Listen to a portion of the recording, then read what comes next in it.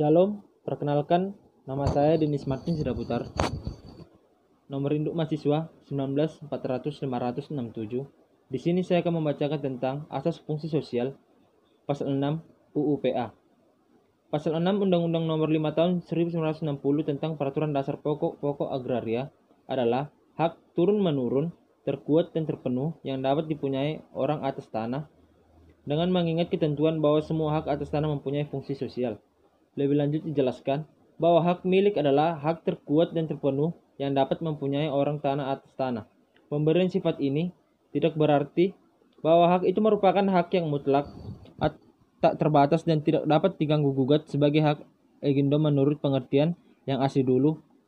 Sifat yang demikian akan terang bertentangan dengan sifat hukum adat dan fungsi sosial, dan tiap-tiap hak, kata-kata terkuat dan terpenuh itu bermaksud untuk membedakan dengan hak guna usaha, hak guna bangunan, hak pakai dan lain-lainnya, yaitu menunjukkan bahwa di antara hak atas tanah yang dapat dipunyai orang hak miliklah yang terartinya paling kuat dan terpenuh. Lebih lanjut mengenai fungsi sosial, dijelaskan bahwa fungsi sosial dari tanah berarti bahwa hak atas tanah apapun yang ada pada seseorang tidaklah dapat dibenarkan bahwa tanahnya itu akan dipergunakan atau tidak dipergunakan semata-mata untuk kepentingan pribadinya. Apalagi kalau hal itu menimbulkan kerugian bagi masyarakat, penggunaan tanah harus disesuaikan dengan keadaan dan sifat daripada haknya, hingga bermanfaat baik kesejahteraan dan kebahagiaan yang mempunyai maupun bermanfaat bagi masyarakat dan negara. Tetapi, ini tidak berarti kepentingan perseorangan akan terdesak sama sekali oleh kepentingan umum.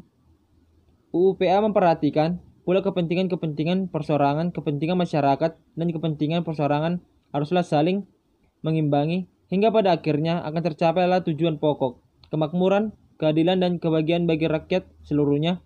Tidak hanya hak milik tetapi semua hak atas tanah mempunyai fungsi sosial.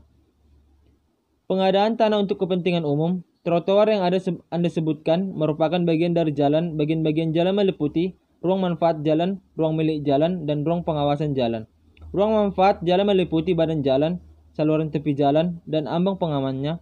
Ruang manfaat jalan hanya diperuntukkan bagi median perkerasan jalan, jalur pemisah, bahu jalan, saluran tepi jalan, trotoar, lereng, ambang pengaman. Apakah diperbolehkan tanah pribadi seseorang dijadikan trotoar? Dalam UU PA sebenarnya telah diatur bahwa untuk kepentingan umum, termasuk kepentingan bangsa dan negara serta kepentingan bersama dari rakyat, hak-hak atas tanah dapat dicabut dengan memberi ganti kerugian yang layak menurut cara yang diatur undang-undang. Apa saja yang termasuk kepentingan umum? Pasal 10 huruf B Undang-Undang Nomor 2 Tahun 2012 tentang pengadaan tanah bagi pembangunan untuk kepentingan umum mengatur tanah bagi kepentingan umum digunakan untuk pembangunan: A. Pertahanan dan keamanan nasional. B. Jalan umum, jalan tol, terowongan dan jalur kereta api. C. Waduk, bendungan, bendung, irigasi, dan saluran air minum. D. Pelabuhan, bandar udara, dan terminal. E. Infrastruktur minyak gas dan panas bumi. Sebagaimana disebut di atas bahwa trotoar merupakan bagian dari jalan, maka dapat saja tanah seseorang digunakan untuk trotoar sebagai bagian kepentingan umum. Perlu diketahui bahwa pelaksanaan pengadaan tanah bagi kepentingan umum ini meliputi 1. Inventarisasi dan identifikasi pengusahaan, pemilikan, penggunaan, dan pemanfaatan tanah. 2. Penilaian ganti kerugian. 3. Musyawarah penetapan ganti kerugian. 4. Pemberian ganti kerugian. 5. Pelepasan tanah instansi. Status tanah. Bagaimana status tanah yang diambil untuk kepentingan umum?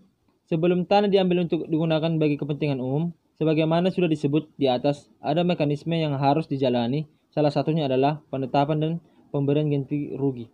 Status tanah yang Anda tanyakan erat katanya dengan pemberian ganti rugi, yaitu bahwa pada saat pemberian ganti kerugian, pihak yang berhak menerima ganti rugi wajib melakukan pelepasan hak dan menyerahkan bukti pengusahaan atau kepemilikan tanah yang menjadi objek pengadaan tanah kepada instansi yang memerlukan tanah melalui lembaga pertanahan. Pelaksanaan hak adalah kegiatan pemutusan hubungan hukum dari pihak yang berhak atas tanah kepada negara melalui lembaga pertanahan. Pada saat pelaksanaan pemberian ganti kerugian dan pelepasan hak telah dilaksanakan, atau pemberian ganti kerugian sudah dititipkan di pengadilan negeri atau dalam hal pihak yang berhak atas ganti kerugian, menolak bentuk dan atau besarnya ganti kerugian berdasarkan hasil musyawarah atau putusan pengadilan negeri atau Mahkamah Agung. Kepemilikan atau hak atas tanah dari pihak yang berhak menjadi hapus dan alat bukti haknya dinyatakan tidak berlaku dan tanahnya menjadi tanah yang dikuasai oleh negara. Sekian dari saya. Terima kasih.